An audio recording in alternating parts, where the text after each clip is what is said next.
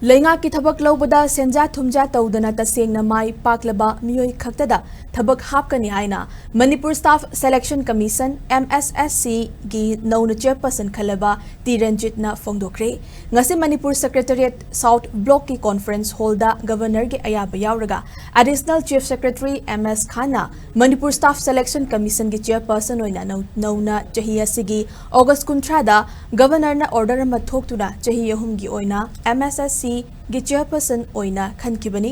madugi matungina ngasi wasak lobagi mari leinana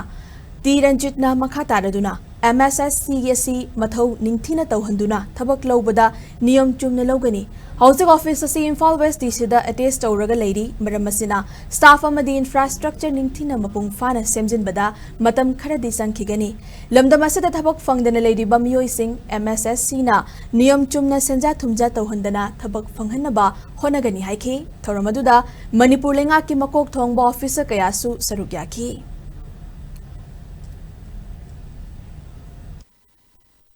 Manipur Staff Selection Commission 2022 sigi makhada at least overtaking by the governor or the person authorized or appointed by the governor is required. Adigi matungina koisa MS Khan special secretary is authorized sigi wasak lobani the term is for 3 years from the date of assumption of charge, that is from today. Is it am to me mandatari is regulation of frame to the official like office is temporary training center namakala extension training center the DC office in Imphal West building RDNPI adada for the time being government DC number the temporary office salai hai ai on staff and establish to home changi then obviously have regulation the frame to home changi and I have to do a lot of work and public talking hazard the transparency like the happy to khotpa adum lai bigi